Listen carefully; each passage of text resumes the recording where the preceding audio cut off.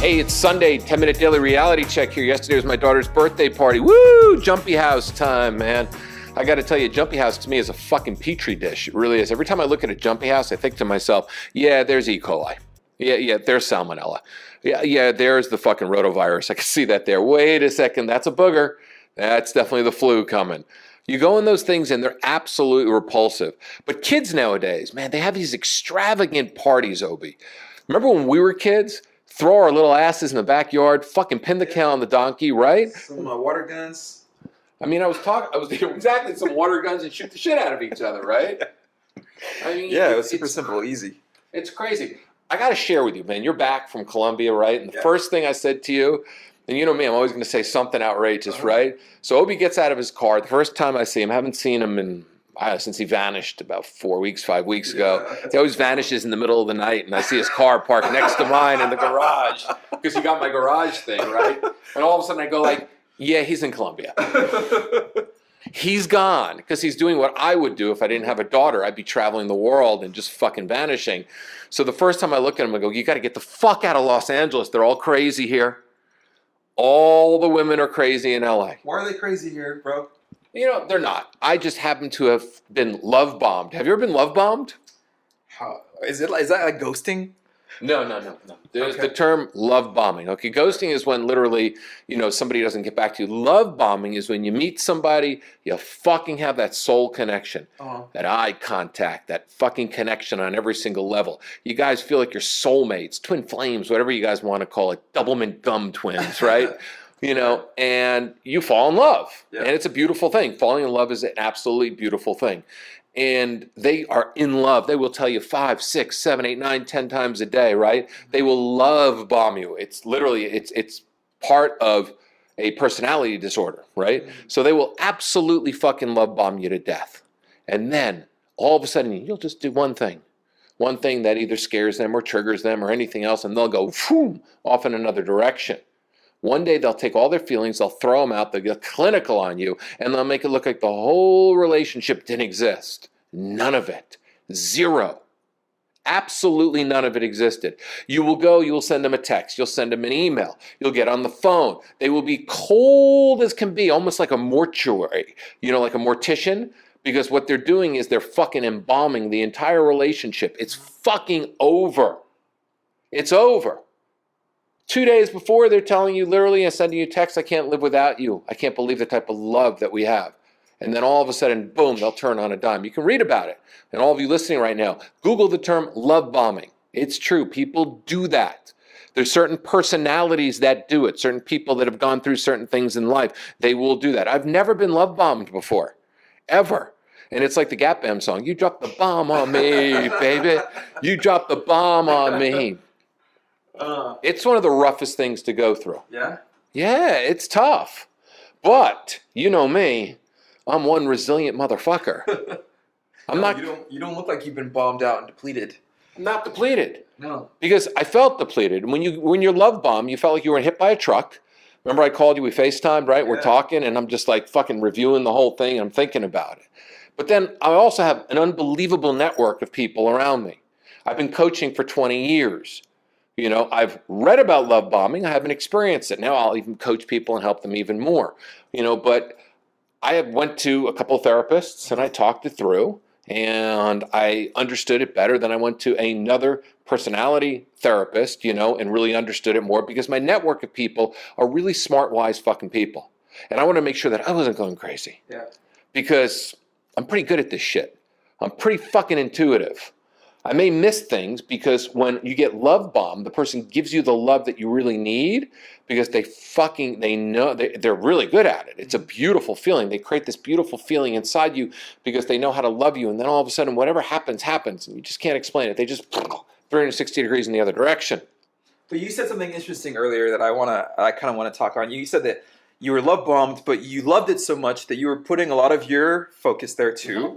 And then maybe you were shutting off maybe some of these other good people in your life, right? That actually enrich your life and make your life more whole, right? And then now you're in a place where you opened yourself up and now you have people, friends, just people that you love coming into your life again, and you're recognizing that. Like, isn't it? And that's kind of like a cool side effect of this love bombing, or at least the way that you've gone through it. Well, yeah, because the fact is I went through it and I thought about it. No matter what, I can't turn feelings of love off like that, right? And the fact is I still have love in my heart for somebody, but doesn't mean I can be with that person. Yeah. Right? So when I started going through the process, I started thinking to myself, this is going to be a great process to share with people. It's a beautiful process to share. And I'm sorry if you date me in the future, I am going to share my stuff. I'll never mention you by name or anything else. And you can listen to 800 podcasts.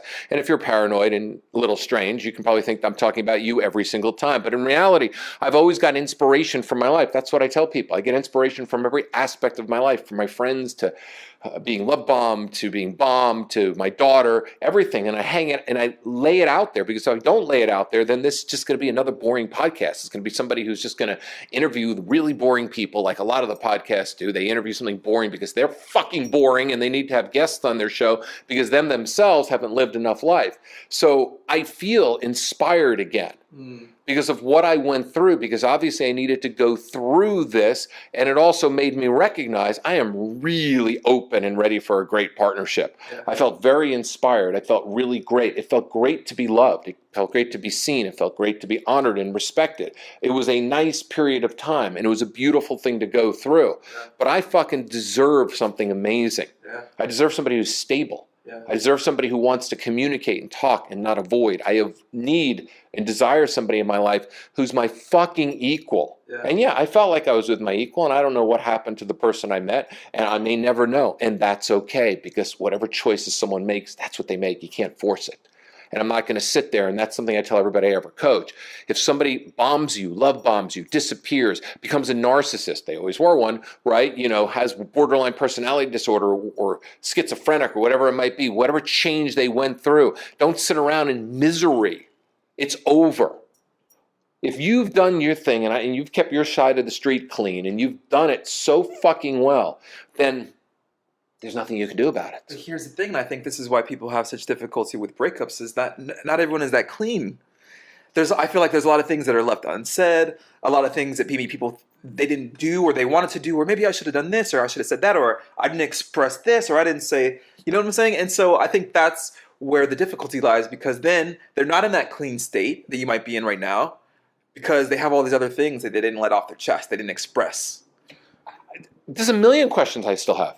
Okay. If I was able to sit down with this human being and fucking look at them and go, excuse me, let me ask you a question. What were the 10 I love yous a day about? And then all of a sudden you became clinical on me. You're never going to know. And I wrote an article about that, about closure. I'm never going to know. I'm never going to know exactly, because it's projection a lot of the time. So then what gives you the ability or the strength to open up, stay open, and be in this really positive state despite the fact that there's all these unsaid things? Oh, that's easy, because I can either take the unsaid things and drive myself fucking nuts. I mean, that's what makes me a great coach. Mm-hmm. Probably, I think the best fucking coach is that I don't let people do these unsaid things. The fact of the matter is there's always going to be unsaid things. If there's something that we know in psychology, it's called projection. So when someone starts calling you things out of the blue, they're actually calling themselves that. Look in the mirror. Everything is a mirror, right? So if you take a look at that and realize that whatever the shit that they pull on you, they're really projecting. Something happened. You triggered them. Something happened.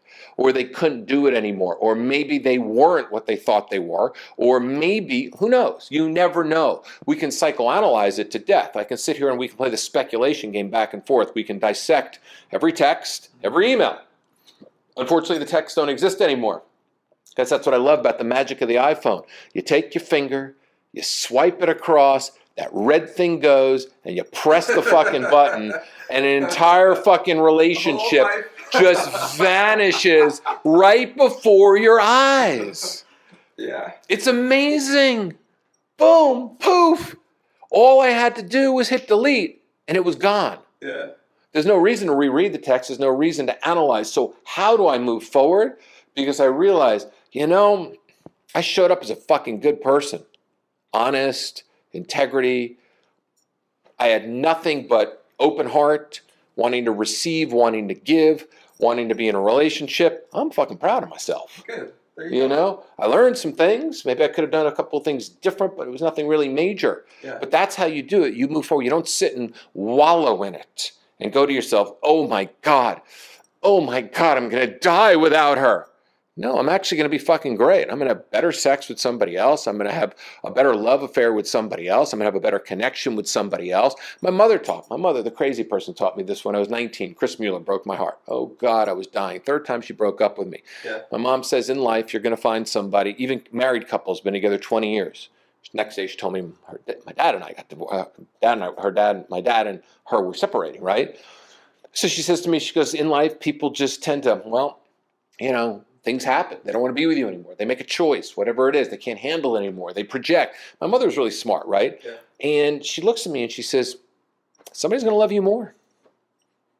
Somebody's going to be with you more. Okay, Mom. So I've never had any fucking issues. You remember when, you know, that other one and I broke up, right? I mean, I was fine fucking what? A day later. Yeah. You know, it's like, because I'm not going to mourn it.